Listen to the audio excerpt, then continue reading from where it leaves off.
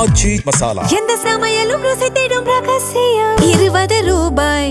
6 மணிக்கு மேல ஒரு பொண்ணு வீட்ட விட்டு வெளியவே வரமாட்டாளாம். சொல்லப்போனா 6 மணிக்கு மேல அந்த பொண்ண யாருமே பார்த்ததில்ல.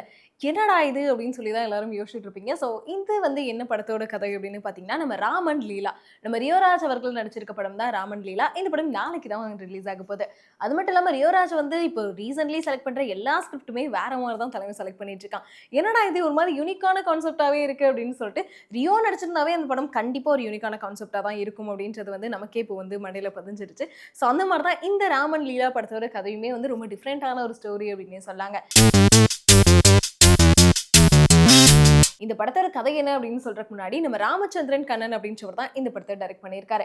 அதே மாதிரி நம்ம ரியோராஜ், வர்த்திகா, தீபா வெங்கட், சேத்தன், அப்புறம் பாலாஜி தியாகராஜன் அப்படின்னு சொல்லிட்டு நிறைய பேர் முக்கியமான கேரக்டர்ல இந்த படத்தில் நடிச்சிருக்காங்க. சொல்லப்போனா இது ஒரு மாதிரி ஜாலியான ஒரு படம் அப்படின்னு சொல்லாங்க. ஏன்னா மேக்ஸிமம் இவரோட படங்கள் வந்து ஃபேமிலி ஆடியன்ஸ் பார்க்கக்கூடிய ஒரு படமா இருக்கும். அது மட்டும் இல்லாமல் ஃபன்னுக்கு குறைவே இல்லை அப்படின்ற மாதிரி வந்து ஒரு காமெடி ஜேர்னல்ல தான் இருக்கும். இதுவும் ரொமான்டிக் காமெடி ஜேர்னல்ல தான் இந்த படம் அமைஞ்சிருக்கு. படத்தோட கதை என்ன அப்படின்னு கேட்டீங்கன்னா, பசங்களை பொறுத்த வரைக்குமே இந்த கல்யாண வயசை தாண்டிட்டாலே கல்யாணம் பண்றது ரொம்ப கஷ்டம்ப்பா அப்படின்றத இந்த படத்துல மெயினா சொல்லியிருப்பாரு. ஏன்னா மேக்ஸிமம் ரியோ எடுக்கக்கூடிய படங்கள் எல்லாமே குடும்பங்கள் பார்க்கக்கூடிய படம் அப்படின்றத தாண்டி ஒரு பையன் எந்த அளவுக்கு கஷ்டப்படுவான் அப்படின்னு சொல்லி இந்த ஆண் பாவம் பொல்லாது அப்படின்றதுலையும் காமிச்சிருப்பாங்க. அதே மாதிரி தான் இந்த படத்துலையும் நல்ல வேலை இருக்கு, சம்பளம் இருக்கு, ஃபேமிலி இருக்கு அப்படின்னாலுமே வயசு இல்லையே அப்படின்ற அளவுக்கு வயசை தாண்டிடுச்சு. ஸோ அதுக்கப்புறம் கல்யாணம் பண்றதுக்கு ரொம்ப கஷ்டப்பட்டு இருக்காரு. இவரோட வாழ்க்கை லட்சியமே கல்யாணம் பண்ணணும் அப்படின்ற அளவுக்கு வந்து பாக்குற பொண்ணு எல்லாமே ஏதாச்சும் ஒரு காரணம் சொல்லி ரிஜெக்ட் பண்ணிட்டே இருக்காங்க. இவங்க வீட்லயும் வந்து எப்படியாச்சும் பையனுக்கு கல்யாணம் பண்ணணும், ஊர்ல இருக்க எல்லாத்துக்கும் கல்யாணம் ஆகுது, பையனுக்கு கல்யாணம் ஆகலையே அப்படின்னு சொல்லிட்டு அவங்களோட பேரண்ட்ஸும் வந்து ரொம்ப கஷ்டப்பட்டு இருக்காங்க. பிகாஸ் சேத்தன் அவர்கள் தான் நம்ம ரியோ அவர்களுக்கு அப்பாவும் நடிச்சிருக்காரு. ஸோ அப்படி இருக்க நேரத்தில் பார்த்தீங்கன்னா இவருமே ஒவ்வொரு பொண்ணா போய் பார்த்துட்டு இருக்காரு. ஸோ லவ் பண்ணியாச்சும் கல்யாணம் பண்ணிக்கலாம் அப்படின்னு சொல்லிட்டு காதலிக்க வந்து பொண்ணு தேடிட்டு இருக்காரு. அப்படின்றப்போ நிறைய வெரைட்டியில நிறைய ரீசனுக்காக வந்து ரிஜெக்ட் ஆகிட்டே தான் இருக்காரு. அப்படி ஒரு நேரத்தில் தான் பார்த்தீங்கன்னா இவருக்கு வந்து நம்ம பாலாஜி தியாகராஜன் ஃப்ரெண்ட் ஆகிறாரு. ஸோ அவர் தான் சில ஐடியாஸ்லாம் கொடுத்து ஒரு பொண்ணை வந்து உஷார் பண்ணிடு அப்படின்னு சொல்லிட்டு இந்த மாதிரி சில லவ் ஐடியாஸ் எல்லாமே கொடுக்குறாரு. அந்த நேரத்தில் நம்ம ஹீரோயின் வர்த்திகா அவர்களை நம்ம ரியோ அவர்கள் பார்க்குறாரு. நம்ம ரியோவோட கேரக்டர் நேம் வந்து ராம். அதே மாதிரி நம்ம வர்த்திகா ஹீரோயினோட கேரக்டர் நேம் வந்து லீலா. ஸோ இவங்க ரெண்டு பேரும் என்ன ஆக ஆரம்பிக்குன்னா, ரெண்டு பேரும் பார்த்துட்டே இருக்காங்க. ஸோ இவருமே இந்த பொண்ணு பின்னாடி சுற்றிட்டே இருக்காரு லவ் பண்ணலாம்னு சொல்லி. இருந்தாலும் 90s கிட் அப்படின்றனாலே வந்து மேக்ஸிமம் இவருக்கு லவ் சொல்றதுல ஒரு பொண்ணுக்கிட்ட பேசக்கூட வராது. ஸோ எப்படி பேசணும்னு தெரியாது, எப்போ பார்த்தாலும் பயந்துட்டே இருப்பார். அப்படி இருக்க நேரத்தில் தான் ரெண்டு பேரும் வந்து இந்த பொண்ணே வந்து பேசி அதுக்கப்புறம் காதலிக்கவும் ஆரம்பிக்கிறாங்க. சரி நல்லா போயிட்டு இருக்கு, கல்யாணம் வரை கொண்டு போயிடலாம் அப்படின்னு பார்க்குறப்போ ரெண்டு ஃபேமிலியிலையுமே சொல்லி கல்யாணம் வரைக்கும் போகுது. அப்போ தான் ஒரு ட்விஸ்ட் என்ன ரிவீல் ஆகுதுன்னு பார்த்தீங்கன்னா, இந்த பொண்ணு வந்து காதலிக்கிறதுக்கு முன்னாடியே சொல்லிடுவா, என்ன 6 மணிக்கு மேலே நீ வந்து பார்க்கவே முடியாது, 6 மணிக்கு மேலே நம்ம வந்து வெளியிலாம் போக முடியாது, நான் டைம்லாம் ஸ்பெண்ட் பண்ண மாட்டேன், எங்கள் வீட்டில் ரொம்ப ஸ்ட்ரிக்ட் அப்படின்ற மாதிரி சொல்லிடுறா. ஆனால் ரெண்டு வீட்டில் சொன்னதுக்கப்புறமும் இந்த பொண்ணு 6 மணிக்கு மேலே பார்க்கவே முடியல. ஸோ இதுவே வந்து ஒரு பெரிய டவுட்டாக அவருக்கு இருந்துகிட்டே இருக்குது. என்ன ஆச்சு, ஏன் 6 மணிக்கு மேலே வெளியிலே வரமாட்டா அப்படின்னு சொல்லி. அங்கே தான் ஒரு பெரிய ட்விஸ்ட்டை ரிவீல் பண்ணுறாங்க. ஸோ அந்த ட்விஸ்ட் பார்க்குறப்போ ஒரு சைடு செம்ம ஃபன்னாக இருக்கும், இன்னொரு சைடு இப்படியெல்லாம் மாடா நடக்கும் அப்படின்ற மாதிரி இருக்கும். உண்மையாலுமே பொண்ணானே நம்ப முடியலையே அப்படின்ற அளவுக்கு வந்து பல ட்விஸ்ட்டோட தான் இருக்கும். ஸோ அது வந்து சொன்னால் ஸ்பாய்லர் அலாட் ஆகிடும். கண்டிப்பாக தியேட்டரில் வந்து இந்த விஷயத்தை ட்ரை பண்ணி பாருங்க. பிகாஸ் அது இந்த மாதிரி ஒரு பெரிய ட்விஸ்ட் நடந்ததுக்கப்புறம் வந்து இவருக்கு இந்த பொண்ணை விடவும் முடியல, கல்யாணம் பண்ணவும் முடியல, கல்யாணம் பண்ணால் பெரிய பிரச்சனையாகும். ஸோ ஒரு மனுஷனுக்கு பல விதத்தில் சோதனை வரலாம். இப்படியெல்லாம் மாடா கஷ்டம் வரும், கல்யாணம் பண்ணணும்தான்டா ஆசைப்பட்டேன் அப்படின்ற மாதிரி ரியோ அதுக்கப்புறம் என்னென்ன விஷயங்கள் பண்ணுறாரு. இவங்க ரெண்டு பேத்துக்கும் கல்யாணம் பண்ணுறது அந்த கல்யாணமே ஒரு பெரிய கலாட்டாவாக மாறுது. இந்த பொண்ணு வந்து கட்டுனா நான் ராம தான் கட்டுவேன்ற மாதிரி இருக்காங்க. இவருக்குமே வந்து இந்த பொண்ணை ரொம்ப பிடிச்சிருக்கு. ஆனால் கல்யாணம் பண்ணால் என்ன நடக்கும் அப்படின்ற மாதிரி பல டவுட்ஸுமே இருக்குது. இதுக்கு நடுவில் நம்ம பாலாஜி தியாகராஜனோட கேரக்டர் வந்து அவர் வந்து இந்த ஹைட் பண்ணி வச்சிருக்க ஒரு கேரக்டர் அப்படின்னு சொல்லலாம். பிகாஸ் ரொம்ப இம்பார்ட்டண்ட்டான ஒரு கேரக்டர். இவன் தாண்டா பெரிய வேலையாக பார்த்துட்டான் அப்படின்ற மாதிரி ஒரு கேரக்டர் தான் நம்ம பாலாஜி தியாகராஜன் வந்து ப்ளே பண்ணியிருக்காரு. ஸோ அதே மாதிரி படம் ஃபுல்லாகவே ஃபர்ஸ்ட் ஆஃப் ஃபுல்லாகவே வந்து ஸ்டார்டிங் ஒரு கொஞ்ச நேரம் கொஞ்சம் ஸ்லோவாக போன மாதிரி ஃபீல் இருந்துச்சு. ஆனால் இன்டர்மிஷனுக்கு ஒரு 1/4 மணி நேரத்துக்கு முன்னாடி தான் கதையே வந்து ஆரம்பிக்குது. ஸோ அங்கே இருந்தால் ஃபுல் ஃபன்னுமே வந்து ஸ்டார்ட் ஆகுது.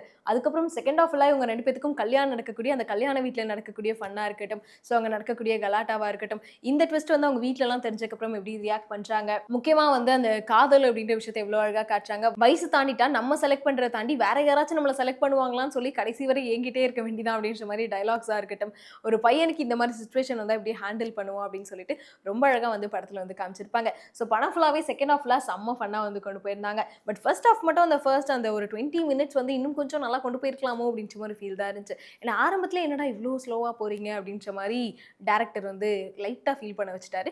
பட் இருந்தாலும் ஓகே, இன்டர்மிஷனில் விட்டதை பிடிக்கிறேன் அப்படின்ற மாதிரி செகண்ட் ஆஃப்ல ரொம்ப ஃபன்னாக கொண்டு போயிட்டாங்க. அதுவும் கிளைமேக்ஸ் கிளைமேக்ஸ் சீன்லாம் பார்த்தீங்கன்னா சரியான அல்டிமேட்டான ஒரு காமெடியா தான் இருக்கும்.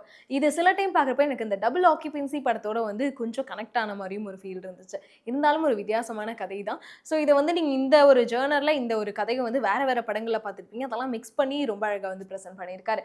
ஸோ ரியோ அவர்களும் வந்து தொடர்ந்து நல்ல நல்ல ஸ்கிரிப்ட்டா செலக்ட் பண்ணி நடிச்சிட்டு இருக்காரு. அந்த விதத்துல இந்த ராமன் லீலா படமும் வந்து அவரோட கெரியர்ல ஒரு நல்ல ஸ்கிரிப்ட்டா தான் இருக்கும். அதே மாரி ஹீரோயினோட கேரக்டரும் ரொம்ப கியூட்டான ஒரு கேரக்டர். ஸோ ஆரம்பத்துல இருந்தே பார்த்தீங்கன்னா செம்ம பிரிட்டியா இருப்பாங்க படத்துல. பட் ஆனா செகண்ட் ஹாஃப்ல இந்த விஷயம் ரிவீல் ஆனதுக்கப்புறம் வந்து இந்த கல்யாணம் நடந்தே ஆகணும் அப்படின்றக்காக அவங்க பண்ற விஷயங்களா இருக்கட்டும், அதே மாரி அந்த சோகமா இருக்கக்கூடிய சீன்ஸா இருக்கட்டும், லவ் சீன்ஸா இருக்கட்டும், ஸோ எல்லாமே ரொம்ப நல்லா இருந்துச்சு. நம்ம பாலாஜி தியாகராஜன் அண்ட் ரியோ இவங்களோட கெமிஸ்ட்ரி அதை விட சூப்பரா இருக்குங்க. ஏன்னா பாலாஜி தியாகராஜனோட பேருமே இந்த படத்துல ராம் அப்படின்னு தான் வச்சிருப்பாரு. ஸோ ட்ரைலர்லயே பார்த்துருப்பீங்க. அந்த ராம் மட்டும் என் கையில கிடைச்சான் அப்படின்ற மாதிரி தான் 2 பேரும் செம ஃப்ரெண்ட்ஸா இருப்பாங்க. ஸோ அதுக்கு பின்னாடி சில காமெடியான விஷயங்கள் எல்லாமே இருக்கும்.